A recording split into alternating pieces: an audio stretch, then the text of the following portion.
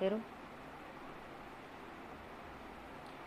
બોલો સત્ય ગુરુ મહારાજની જય, સતગુરુ ભીમરામ મહારાજની જય. સતગુરુ શરણની જાણો સખી શાન, સતગુરુ શરણની જાણો સખી શાન. મળો છે મનુષ્ય દેહ જાણી લેજો રે મારા સતસંગી રે.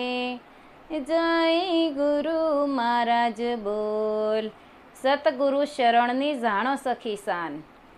તો કે સતગુરુ શરણ, આપણે ગુરુ મહારાજના શરણે ગયા, બોધ લીધો, પણ આપણે એ ઘાટને ગુરુનું શરણ માનીએ છીએ. પણ એ શરણ તો સાચું જ, ખોટું નથી.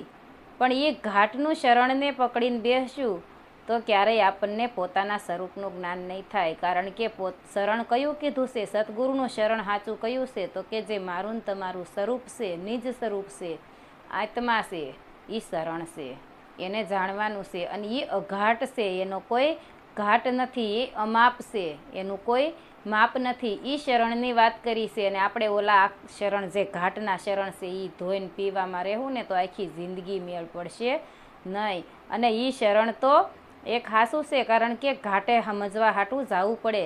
ઘાટ છે ને ત્યાં સમજવું હોય તો ઘાટે જવું પડે. એટલે ઘાટનો મહિમા છે. પણ પછી ઘાટ નહીં છોડવાનો છે, ઘાટે વળગી રહેવાનું નથી. કારણ કે મંદિરના દ્વાર સુધી જવું હોય ને તો એક પછી એક પગથિયું ચડવું પડે અને પાછળનું પગથિયું છોડતું જવું પડે. પણ પછી પહેલાં જ પગથિયે બેસી રહી તો ક્યારેય મેળ પડે નહીં. અને આ સતગુરુનું દ્વાર છે ને, એ દ્વારે પહોંચીએ ને તો પરમાત્માના દર્શન થાય. અને એ સતગુરુના દ્વારે જ થાય છે, બીજે ક્યાંય પરમાત્મા ઓળખાતો નથી. કારણ કે આખી જિંદગી આપણે જ્યાંથી સમજાય ત્યાંથી પરમાત્માની ખોજમાં બધી ભટકતા હતા, પણ તોય કોઈ દી આપણને પરમાત્માના દર્શન નથી થયા.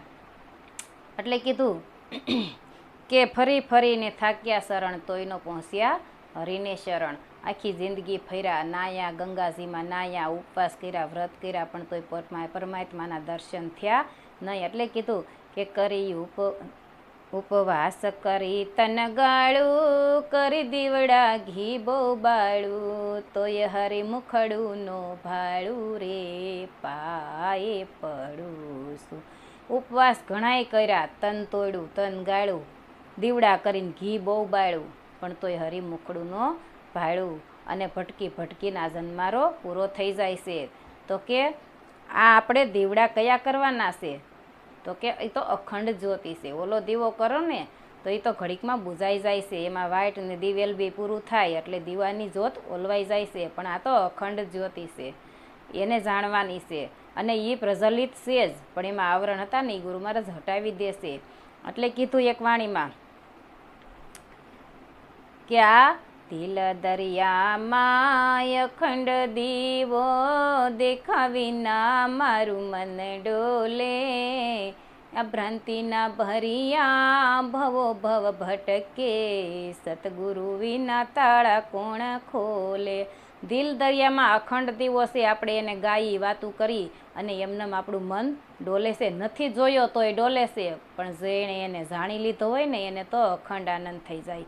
અને એ જ તમારું પોતાનું સ્વરૂપ છે, અખંડ આનંદ સ્વરૂપ છે, એ નિજ સ્વરૂપ છે, એ શરણ છે, એને જાણવાનું છે. અને મળ્યો છે મનુષ્ય દેહ મળ્યો છે આપણને, અને એને જાણી લેવાનું છે. મનુષ્ય દેહ શું કામ મળ્યો છે? તો કે આ પરમાત્માની ખોજ હાટું જ મળ્યો છે ને એ જ કરવાનું છે. પણ આપણે ભટકી છીએ, આપણે કાંઈ કરતા નથી. તો આપણે માના ઉદરમાં હોય ને તે કોલ કર્યા હોય કે હે પરમાત્મા, મને તું આમાંથી છોડાય, હું તને ક્યારેય નહીં ભૂલું. પણ એ બધુંય પાછું માયાના મંડપ નીચે આવી જાય ને એટલે ભૂલી જાય છે ને રસ્યા પૈસા થઈ જાય છે આ બધા અનેક રસ લેવામાં. અને પછી પરમાત્માને ભૂલી જાય છે, અંતર પડી જાય છે. અને પહેલો શબ્દ બાળક ઉચ્ચારે કે હું આ, પહેલાં હું આયા ને તું ત્યાંથી અંતર પડી જાય છે, મન ઊભું થઈ જાય વચ્ચે. એટલે પરમાત્મા ભૂલાઈ જાય છે, વિસરાઈ જાય છે. પણ પાછા કોઈ એવા સતગુરુ મળે ને, કોઈ સંત ઝવેરી મળે ને તો એ હીરાની પારખ કરાવે છે. હીરાની પારખ તો કોઈ પારખું એવા સંત હોય ને એ જ કરાવે, બીજાને હીરાની પારખ થતી નથી. એટલે પછી કીધું કે આવો અવસર ફરી ફરી નહીં મળે. મળ્યો છે મનુષ્ય દેહ. એટલે એક વાણીમાં ઓલા ફતેપુરના ભોજલરામ બાપાએ કીધું કે જીવ જોને અભાગ્યા જાગી ઊંઘ તને કેમ આવે, તારા 12 માથે 2 ગયા વાગી ઊંઘ તને કેમ આવે. આ મોહ નિંદ્રામાં હૂતો હતો. એટલે એને પ્રગટનું દર્શન નથી થતું, અંજવાળા નથી થતા. આપણે જાગવાનું 2 પ્રકારનું છે, એક તનથી અને એક મનથી. તનથી આપણે બધાય રાતે સૂઈ તો સવાર થાય તો નિંદર પાકી જાય છે, પણ મોહ નિંદ્રામાંથી જાગવાનું છે. આપણે મોહ નિંદ્રા આપણી જે મનની નિંદર છે ને એ પાકતી જ નથી. એ મોહ નિંદ્રામાંથી સદગુરુ જગાડી દેશે અને અખંડ અંજવાળા થઈ જાય છે. પછી કે આવો અવસર ફરી ફરી નહીં મળે, કારણ કે દેવોને પણ દુર્લભ એવો મનુષ્ય દેહ કીધો છે. દેવો પણ આ મનુષ્ય દેહની આશા કરે છે, અને દેવોને પણ દુર્લભ એવો મનુષ્ય દેહ ફરી ફરી નહીં મળે. અને એને નિરખી લેજો તમે નામ નિરાકાર. કારણ કે આપણે આ 5 દિવસના હતા ને ત્યારે કોણ હતા એને જાણવાનું છે, પણ આપણે આ 6ઠે દિવસે નામ આપવામાં આવ્યું. હેતલબેન એવું આ દેહનું નામ આપ્યું દેહને ઓળખવા માટે, તો આપણે એનાથી ટેવાઈ ગયા છે. પણ એ નામની વાત કરી નથી. એટલે કીધું કે કોટિક નામ સંસાર મેં તાસે મુક્તિ ના હોય. આદિ નામ પ્રગટ છે, એને જાણે વિરલા કોક. તો આ પ્રગટની વાત કરી છે. પ્રગટ કોને કહેવાય? તો કે તું નહોતો તોય હતું, અત્યારે હાલમાં વ્યાપકમાં છે, અને તું નહીં હોય તોય હશે. એને પ્રગટ કીધું છે. એ પ્રગટ કયું? તો કે નિજ નામ. એ નિજ નામથી જે તેરા જતી સતી સંત પ્રગટ હોલિયાર જે તેરા છે ને ફકીર, એ બધા આ નિજ નામથી તેરા છે. અને નામનો જ મહિમા છે, અને નામના જ સંતો મહાપુરુષોએ નામના જ ગુણ ગાયા છે. આ ઘાટ તો નાશવાન છે. ઘાટ ઉત્પત્તિ ને પ્રલય ઘાટનું છે, પણ આત્માનો ઉત્પત્તિ કે પ્રલય નથી. અને આ ઘાટની માયામાં આપણે બધા રૂપમાં અને ઘાટમાં જ પડ્યા છે. એ દેખાય છે એટલે એની આપણને ઓળખાણ થાય છે, પણ જે પરમાત્મા તો છે ને એ દેખાય એવો નથી. એની તો ખાલી અનુભૂતિ થાય, અહેસાસ થાય, અને એ સાક્ષી સ્વરૂપે જે નથી કરતું એ આપણે એને ઓળખીએ છીએ. અને જે આ સૃષ્ટિનું સર્જન કરે છે, હલન ચલન બોલાવે છે, સુવારે છે, ઊંઘાડે છે, ખાય તો પચાવે છે, એ વ્યાપકમાં છે, અઘાટ છે. તો એને આપણે કોઈ દી જાણવાની કોશિશ કરતા નથી. એને જાણવાનો છે. અને આ ઘાટની માયામાંથી છૂટો ને તો અઘાટના દર્શન થાય, નકર ક્યારેય અઘાટના દર્શન થાય નહીં. એ સદગુરુની શાન મળે તો થાય. એટલે તો સદગુરુ છે ને એને ઉત્તમ ઊંચું સ્થાન આપ્યું છે. પહેલું સ્થાન છે ને એ સદગુરુનું છે. એટલે કીધું કે સાગર જેવા દિલડા એના કોઈ દીનો છલકાય, ઝેરના ઘૂંટડા ઝીરવી જાણે, અને અમૃત બીજાને પાય, એવા સાસા સંતો એમ ઓળખાય. એટલે સદગુરુ છે ને એને માની ઉપમા આપી છે. કારણ કે આપણો 2 વખત જન્મ થાય છે, એક માની કુખથી અને બીજો સદગુરુના મુખથી. માની કુખથી આ દેહનો જન્મ થાય છે, અને સદગુરુના મુખથી જ્ઞાનથી જન્મ થાય છે. જ્ઞાન કયું? તો કે હું કોણ અને પરમાત્મા કોણ એનું સદગુરુ આપણને જ્ઞાન કરાવે છે. એ જ્ઞાન થાય ને એ સદગુરુના મુખથી જ થાય છે. સદગુરુના શરણે જાય ને ત્યારે જ થાય, બીજે ક્યાંય થતું નથી. કારણ કે દુનિયામાં ગમે એ મંદિરે જાઓ, ગમે એવા દેવક સ્થાને જાઓ, પણ તમને પોતાના સ્વરૂપનું જ્ઞાન થાય ના. એ સદગુરુ કરાવે છે. એટલે કીધું કે સદગુરુ કહેશે કે તું જેવો છો એવો મારા શરણમાં આવી જા, હું તને મારા જેવો પોતા સમાન બનાવી દઉં. કારણ કે એક બાળક રમતું હોય ને તો એની મા એમ નથી જોતી કે આ ગંધારું ગોબરું ભર્યું છે, એ તો એના ખોળામાં લઈ લે અને વાલ કરે છે, એનું મોઢું લૂછી દેશે. એવી જ રીતે આપણામાં ઘણાય અવગુણ ભર્યા છે, પણ તોય સદગુરુ કહેશે કે તું જેવો છો એવો મારા શરણમાં એકવાર આવી જા, તને મારા જેવો પોતા સમાન બનાવી દઉં. એટલે સદગુરુને પારસની ઉપમા આપી છે કે સતગુરુ પારસ ખાણ હે, લોહા હે જગ સંસારા, ઘડીભર પારસના સંગમાં રેવે તો બની જાય કંસન સારા. તો કે સતગુરુ છે ને એને પારસની ઉપમાય ઓછી પડે કે પારસ ઓર સંત મેં બડા અંતરા જાન, પારસ લોહા કો કંસન કરે, પણ સતગુરુ કરે આપ સમાન, પોતા સમાન બનાવી દે. એમાં જરાય રંજ રહેતો નથી, નિરંજન બનાવી દેશે.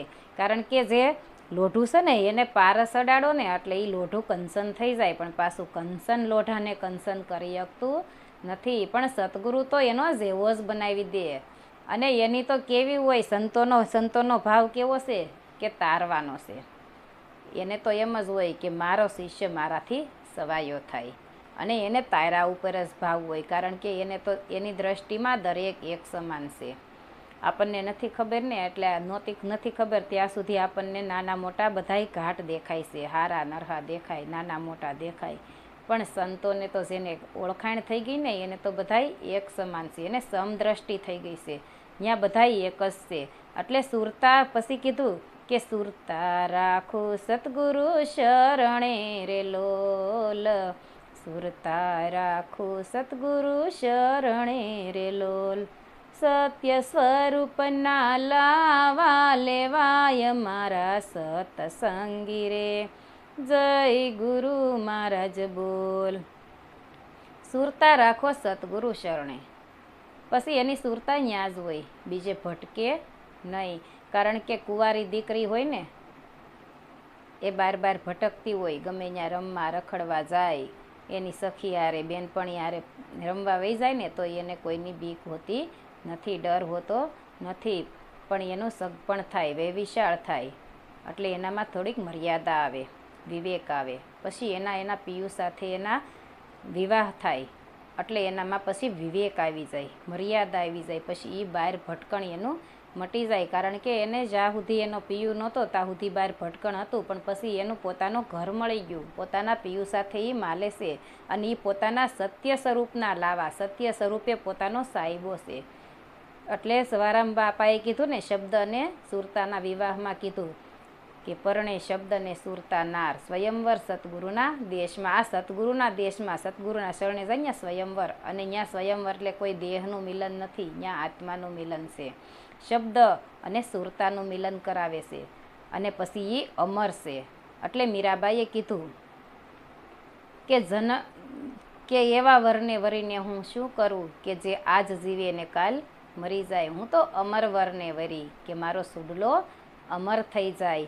એટલે એ આ અમર છે, એ ક્યારેય મરતો નથી, એ અજર અમર અવિનાશી પોતાનું સ્વરૂપ છે.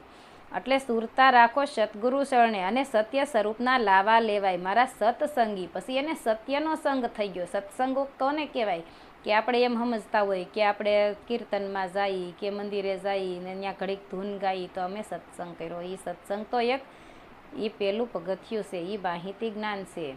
એ ખોટું નથી, કારણ કે ત્યાં જઈએ તોય આપણે ભગવાનના નામ સાંભળીએ છીએ, પણ ખાલી નામ સાંભળે કાંઈ વળે નહીં. સત્યનો સંગ, જેને પોતાના સ્વરૂપની સાથે મિલન થઈ ગયું, સંગ થઈ ગયો, પછી અહીંયા બીજો રહેતો નથી. એટલે કીધું કે બીજો જાણીને તું બીતો ફરે છે, એક છતાં બીક કોની તને છે?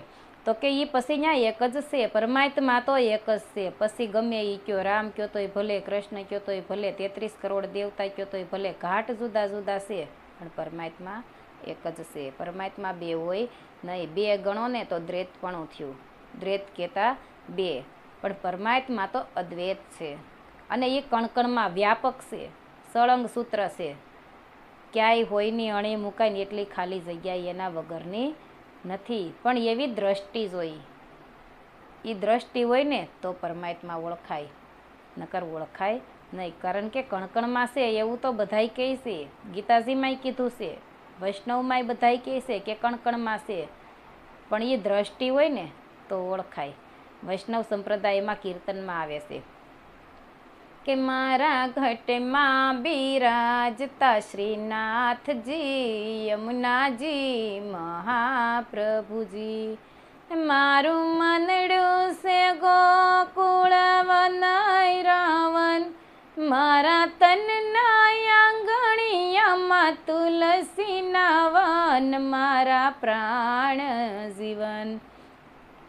હું તો નિત્ય વિઠ્ઠલ વરની સેવા રે કરું, હું તો નિત્ય વિઠ્ઠલ વરની સેવા કરું. આપણે નિત્ય એટલે આપણે ઓલી સેવા સમજીએ કે હું તમે તો રોજ ઉઠીને સેવા કરી, મંદિરમાં પૂજા પાઠ કરે ને એની સેવા કરે ને તો એ બધું એ બધાય કોઈ આન તેન ચકલી ને આન મોર ને બધું બેહારે ને એને દેખાડે અરીસામાં, એ સેવા સમજીએ છીએ આપણે. ઠાકોરજીને બેહારે મિશ્રી ધરાવી, એ સેવાની વાત કરી નથી. હું તો નિત્ય વિઠ્ઠલવર, આમાં હાલતો ચાલતો બોલતો પ્રગટ પરમાત્મા શ્રીનાથજી આમાં ઘટમાં જ છે. અને આપણે એને ઉઠીએ ત્યાંથી ને એને આપણે ખાઈ, તરસ લાગે તો પાણી પી, ભૂખ લાગે તો ખાઈશી, એટલે એ એની સેવા જ થઈ. કારણ કે આપણે એની સેવા કરવાવાળા કોણ? આમાં તમારી સેવા એ કરી રહ્યો છે. એ સેવા ન કરતો હોય ને તો રામ બોલો ભાઈ રામ, અને જવા દ્યો આમ. પછી ઘડી કઈ ઘરમાં કોઈ રાખતા નથી. અને આ ઘટમાં શ્રીનાથજી બિરાજમાન છે, પણ આપણે બહાર દોડીએ છીએ. એને જાણો ને. અને એ શ્રીનાથજીને જોવા હોય ને તો સદગુરુના શરણે જાઓ તો એ ઝુકતી રસીને તમને એની ઓળખાણ કરાવે, ઝુકતી કરીને મુક્તિ કરાવે છે. એટલે કીધું. અને એ દિવ્ય દ્રષ્ટિ, એ ત્રીજું લોસન હોય ને, દિવ્ય દ્રષ્ટિ હોય ને તો જ દેખાય. એટલે એક વાણીમાં કીધું છે, આ શ્યામળિયાની સાથે રે સુરતા તો લેરા લેશે, આ ત્રિવેણીના ઘાટે રે અનુભવની વાતો કહેશે. જેવી દ્રષ્ટિ ને એવી સૃષ્ટિ, ગુરુના વસને સમદ્રષ્ટિ, ત્રીજું લોસન ખુલે રે સુરતા તો લેરા લેશે. શામળિયાની સાથે સુરતા તો લેરા લેશે, પછી એના પિયુ સાથે જ માલે છે. અને એમાં જ એને આનંદ છે, અખંડ આનંદ છે. ઓલો તો ક્ષણિક વિષયાનંદ છે ને, એ ક્ષણિક આનંદ છે. આનંદ 4 પ્રકારના છે. એક વિષયાનંદ, એક વાસનાનંદ, એક ભજનાનંદ અને એક અખંડ આનંદ. એ અખંડ આનંદમાં માલે છે. પછી એને ક્યારેય અખૂટ છે, ક્યારેય ખૂટતો નથી. આપણને કંઈક નવું નવું વસ્તુ હોય કે ક્યાંક બહાર ગયા હોય તો ઘડીક આનંદ હોય, પણ એ ક્ષણિક આનંદ છે. ઘડીક થાય તો હરખ થાય ને ઘડીક થાય તો શોક થાય છે. પણ પછી એ તો એના શામળિયાની સાથે, એના પિયુ સાથે અખંડ આનંદમાં માલે છે.